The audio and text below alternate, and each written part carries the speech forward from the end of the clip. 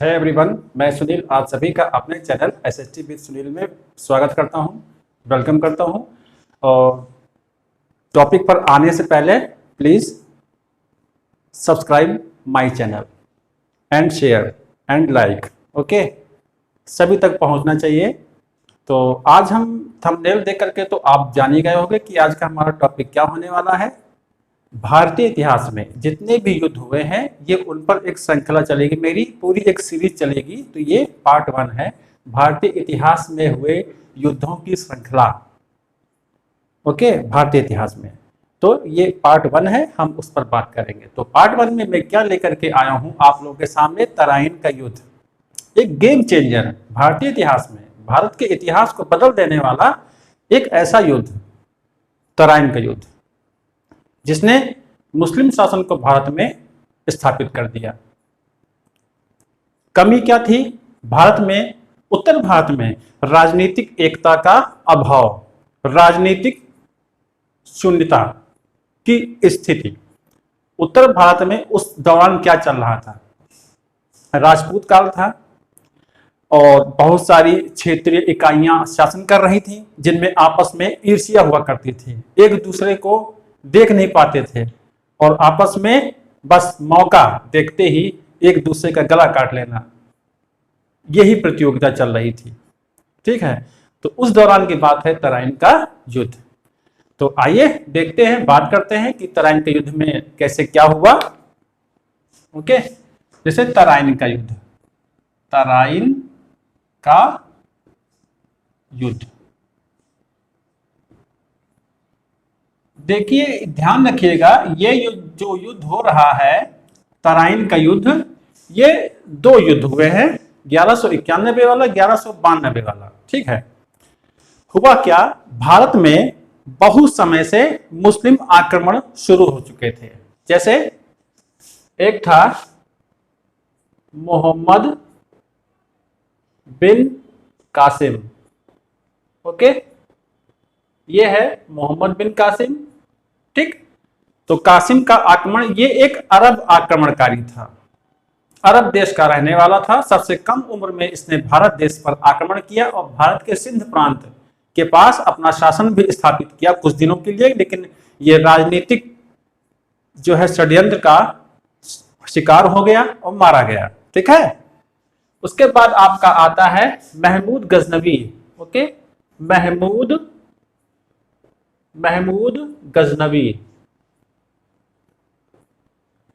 ये भी पहला तो ये हो गया, दूसरा हो गया महमूद गजनवी। महमूद गजनवी अफगानिस्तान का रहने वाला ये था तुर्क आक्रमणकारी। ठीक है, कासिम जो हैं वो अरब आक्रमणकारी हैं और जो महमूद गजनवी हैं ये है तुर्क आक्रमणकारी, जिन्होंने भारत पर आक्रमण किया। इसमें अंतर यह है कि जो कासिम है वो कुछ दिनों के लिए सिंध पर अपना अधिकार जमा लेंगे, लेकिन वो स्थायी नहीं होगा। और जो महमूद गजनवी हैं, इनका जो आक्रमण होगा वो केवल लूट के उद्देश्य से होगा। इसने भारत पर जितने भी आक्रमण किए उसका एकमात्र उद्देश्य था, वो उद्देश्य था लूटपाट करना। सोमनाथ के मंदिर के बारे में सभी को पता है कि किस कदर उस मंदिर को इसने 1025 ईस्वी में लूटा। तो ये केवल लूट के उद्देश्य से आक्रमण कर रहा था। उसके बाद जो आता है मोहम्मद गौरी। ओके, मोहम्मद गौरी, गौर प्रांत का रहने वाला मोहम्मद गौरी, इसने भारत पर आक्रमण किया। मोइजुद्दीन मोहम्मद बिन साम, ये भी कहते हैं इसको, इसने भारत पर आक्रमण किया।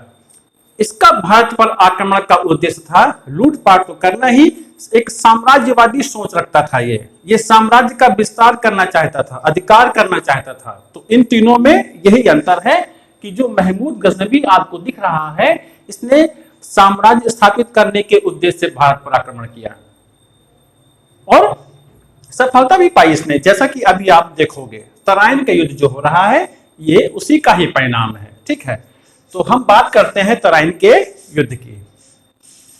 तो जैसे पहला है तराइन का युद्ध। ओके, तराइन का जो युद्ध है ये जो पहला वाला हुआ है ये 1191 ईस्वी में हुआ। 1191 में, ध्यान रखिएगा, सन पूछे जाते हैं एग्जाम में। तो और जो तराइन आप देख रहे हो ये कहां पर स्थित है? वर्तमान में देखा जाए तो जो तराइन है आपका, ये तराइन ये आपका पड़ता है हरियाणा में। ओके, हरियाणा में ये पड़ता है, हरियाणा में। हरियाणा में कहां पर? हरियाणा में ये पड़ेगा आपका करनाल और कुरुक्षेत्र, जो कि वहां के जिले हैं। कुरुक्षेत्र, वहां पर इन दो क्षेत्रों के बीच में यह तराइन का मैदान था, जहां पर 1191 का पहला युद्ध हुआ। किन शक्तियों के बीच हुआ? एक तो मोहम्मद गौरी का नाम आप देख रहे हो, दूसरा है पृथ्वीराज चौहान। ओके, पृथ्वीराज चौहान, पृथ्वीराज चौहान, ये इनके बीच में होगा आपका कौन सा युद्ध? तराइन का पहला युद्ध। पृथ्वीराज चौहान जो है ये चाहमान वंश के हैं, या चौहान वंश देखने को मिलता है। ओके, ये कहां कहां के राजा थे? ये राजा थे अजमेर और दिल्ली के चौहान राजा थे। ये आपको ध्यान रखना है, ये भी महत्वाकांक्षी शासक थे। ठीक है, अब चूंकि ये दिल्ली पर शासन कर रहे हैं, अजमेर पर भी इनका शासन है, तो दिल्ली के ही नजदीक उससे जुड़ा हुआ पड़ता है आपका जो है, वर्तमान में देखा जाए तो हरियाणा पड़ता है, और उसके और पश्चिम में बढ़ेंगे तो पंजाब पड़ता है। तो पंजाब तक जो है मोहम्मद गौरी का शासन स्थापित था। एक नाम आता है इसमें, पंजाब में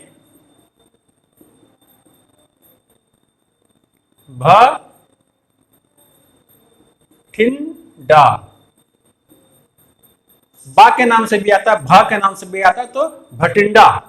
ये पंजाब में एक जगह है जिसको तबर हिंद भी कहते हैं। तो यहां पर जो है तो पंजाब पर मोहम्मद गौरी का शासन था। तो मोहम्मद गौरी भटिंडा से ही जो है शासन कर रहा था, इसको अपनी राजधानी बना करके। तो मतलब कि एक प्रशासनिक केंद्र बना करके यहीं से शासन कर रहा था। और पृथ्वीराज चौहान का प्लान था कि मैं जो हूं इस पर, भटिंडा पर अधिकार कर लूं, पंजाब पर अधिकार कर लूं, क्योंकि उसी के नजदीक ही था। इसी मुद्दे को लेकर के ये आपका जो तराइन का युद्ध हुआ। इस 1191 के युद्ध में क्या हुआ कि जो जयचंद हैं कन्नौज के राजा, जो जयचंद हैं कन्नौज के राजा, जयचंद ये राजा हैं कहां के? कन्नौज के। कन्नौज के राजा हैं। तो इन्होंने पहले युद्ध में इनका साथ दिया। ओके, अब इन्होंने जब इनका साथ दिया तो पहला जो तराइन का पहला युद्ध हो रहा है, इसमें मोहम्मद गौरी की बुरी तरीके से पराजय होती है और उसको अपनी जान बचा करके वहां से भागना पड़ता है। तो पृथ्वीराज चौहान की पहले युद्ध में विजय हुई और इनको लगा कि दुश्मन जा चुका है। ठीक है, क्योंकि भागते हुए दुश्मन को, गिरे हुए जो है दुश्मन को मारना, ठीक है, ये भारतीय परंपरा में नहीं था। राजपूतों में ऐसी मान्यता नहीं थी कि पीठ दिखा करके भाग रहा है, गिर पड़ा है तो उसको छोड़ो। लेकिन मुस्लिम आक्रमणकारियों में इस प्रकार की कोई सोच नहीं थी। वो किसी भी प्रकार से बस युद्ध जीतना चाहते थे। तो सिद्धांत लेकर के हम चलते थे। तो फिर पहले युद्ध में मोहम्मद गौरी की पराजय, ठीक है, गौरी की पराजय हो जाती है इस पहले युद्ध में, आपको ध्यान रखना है। ठीक है, उसके बाद और विजय इसलिए हुई क्योंकि जयचंद जो कि कन्नौज के राजा हैं, वो पृथ्वीराज चौहान का पूरा साथ सपोर्ट कर देते हैं और इनकी विजय हो जाती है। ठीक, इसके बाद जो आ रहा है आपका वो है तराइन का दूसरा युद्ध। दूसरा युद्ध। ठीक, तराइन का दूसरा युद्ध, ये है तराइन का प्रथम युद्ध। दूसरा युद्ध कब होगा? 1192 ईस्वी में। देखिए क्या होता है, जब पृथ्वीराज चौहान की विजय हो जाती है पहले युद्ध में, उसके बाद ये इनको लगता है कि शत्रु जो है कमजोर पड़ चुका है, अब वो दोबारा नहीं आक्रमण करेगा। लेकिन हमें ये नहीं समझना चाहिए, अपने शत्रु को कभी कमजोर मत समझो। जिस व्यक्ति ने अपने शत्रु को कमजोर समझा है उसका अंत जरूर हुआ है, वो भले ही बहुत बड़ा क्यों ना बहादुर रहा हो। ठीक है, तो ऐसे बहुत सारे इतिहास में आपको एग्जाम्पल देखने को मिलते हैं। तो यहां पर सबसे बड़ी कमी पृथ्वीराज चौहान की ये थी कि इन्होंने इसको कमजोर मान लिया और हारा हुआ मान लिया और इसकी तरफ ध्यान देना बंद कर दिया। यानी कि उत्तर पश्चिमी सीमा जो थी उस पर ध्यान देना इन्होंने बंद कर दिया। कहा जाता है इस युद्ध की पराजय के बाद पूरे 1 साल तक ये रात दिन सोया नहीं, चैन की नींद नहीं सोया और सैन्य तैयारी में लगा रहा। ठीक इसी दौरान अब क्या हो रहा है कि जो संयोगिता का एक प्रसंग देखने को मिलता है इतिहास में, संयोगिता ये जयचंद की बेटी है। जयचंद आप देख लो, जयचंद की क्या है? बेटी है। ठीक है, कौन? संयोगिता को ये जो है उठा लाते हैं, है ना, और यही पृथ्वीराज चौहान जो है उठा लाते हैं, या कह सकते हो कि अपहरण करके ले आते हैं, जैसा कि राजपूतों में चलन रहा है। तो इस घटना से जो है बहुत व्यथित हो जाते हैं और बहुत क्रुद्ध हो जाते हैं। कौन? क्रोधित हो जाते हैं। कौन? जयचंद। तो अब जयचंद क्या करते हैं, बस एक ऐसे समय के इंतजार में बैठे हैं कि जो चौहान है, पृथ्वीराज चौहान है, उनका किस प्रकार से नुकसान हो। अब मौका यही सामने आता है और शायद भगवान भी इनकी सुन ही लेते हैं। 1192 में गौरी का दूसरा आक्रमण होता है। गौरी का आक्रमण, ठीक है, गौरी का आक्रमण होता है। इस आक्रमण में पृथ्वीराज चौहान की सेना में 3 लाख सैनिक हैं और मोहम्मद गौरी की सेना में 1,20,000 या 30,000 सैनिक देखने को मिलते हैं। लेकिन तब भी मोहम्मद गौरी विद प्लान, पूरे प्लान के साथ आता है और पूरी सही रणनीति के साथ युद्ध करता है। एक तो ये, और दूसरा क्या है कि जयचंद इससे चिढ़ा हुआ है, किससे? पृथ्वीराज चौहान से, और इसने किसी भी प्रकार का कोई सपोर्ट नहीं किया इस तराइन के दूसरे युद्ध में 1192 वाले में, और पृथ्वीराज चौहान की पराजय हो जाती है। उसके बाद क्या करता है ये मोहम्मद गौरी जो है ये कुतुबुद्दीन ऐबक को क्या करता है, अपने भारतीय प्रांतों का गवर्नर नियुक्त कर देता है। कौन? और ये मोहम्मद गौरी, और अपने देश चला जाता है, अपने प्रांत चला जाता है। और यही से भारत में शुरू होता है सल्तनत काल का इतिहास। ठीक है, जैसे गुलाम वंश स्थापित होता है कुतुबुद्दीन ऐबक से, गुलाम वंश, खिलजी वंश, तुगलक वंश, सैयद वंश, लोदी वंश। इस प्रकार से मुस्लिम शासन की शुरुआत है तराइन का दूसरा युद्ध, पृथ्वीराज चौहान की पराजय। इसीलिए मैंने कहा कि इतिहास बदल देने वाला युद्ध है ये। ठीक है, तो पृथ्वीराज चौहान मारे जाते हैं और 1194 में क्या होता है, जयचंद को भी मोहम्मद गौरी पराजित कर देता है। ओके, और जयचंद का भी काम खत्म, इनका भी राज्य खत्म। इसीलिए कहा जाता है कि अगर इनमें एकता होती तो मुस्लिम शासन भारत में स्थापित ही ना होने पाता। तो हमने कभी सीखा नहीं, एक नहीं हुए तो मुस्लिम शासन स्थापित हो गया, एक नहीं हुए तो अंग्रेजों का शासन स्थापित हो गया। तो एकता में ही बल है, ये हम सोच नहीं पाए। आपसी ईर्ष्या, ठीक है। तो थोड़ा मैप से भी मैं आपको बता ही देता हूँ।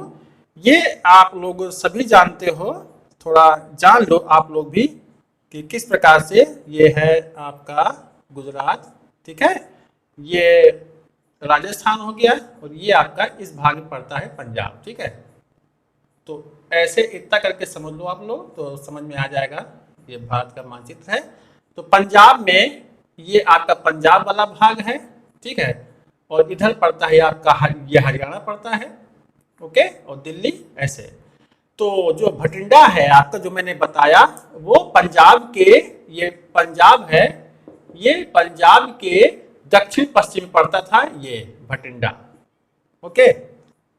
कहाँ मैंने लिखा था, ओ ये भटिंडा लिखा था, तो ये भटिंडा यही पड़ता था पंजाब के दक्षिण पश्चिम में, और करनाल इस जगह पर है, और कुरुक्षेत्र इस भाग में है, और यहीं पर ये लड़ा गया था, तराइन का युद्ध लड़ा गया हरियाणा में, ओके। तो ये हरियाणा है, इस बात का आप गौर करो।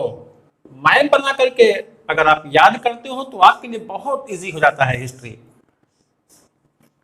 और उत्तर पश्चिमी सीमा प्रांत यही रहा है जहां पर भारत पर विदेशी आक्रमण होते रहे हैं। इसी की ओर जब जिस शासक ने ध्यान नहीं दिया उसको विदेशी आक्रमण का हमेशा सामना करना पड़ा। तो भारतीय इतिहास में ऐसे बहुत सारे कॉन्सेप्ट आएंगे जब उत्तर पश्चिमी सीमा प्रांत की बात होगी। वर्तमान में भी देख लो तो पाकिस्तान तो है ही है उत्तर पश्चिमी सीमा प्रांत पर, और उत्तर पश्चिमी सीमा रेखा पर आज भी हमारी रेखा तरह है, तो वो पहले भी था, ठीक। तो 1191 में तराइन का पहला युद्ध, 1192 में तराइन का दूसरा युद्ध आप लोगों ने जान लिया, ठीक है। भटिंडा को लेकर के शुरू हुआ था, और जो पृथ्वीराज चौहान है संयोगिता का हनन कर लेते हैं, जयचंद दुश्मन बन जाते हैं, और दूसरे युद्ध में जयचंद इनका कोई सपोर्ट नहीं करते हैं और पृथ्वीराज चौहान की पराजय हो जाती है, और दूसरी ओर मोहम्मद गौरी का एक अच्छा सैन्य प्रशासन भी काम आता है इस युद्ध में, ठीक है। और 1194 जयचंद की भी पराजय हो जाती है, और इस प्रकार से भारत में एक मुस्लिम शासन स्थापित हो जाता है दिल्ली पर।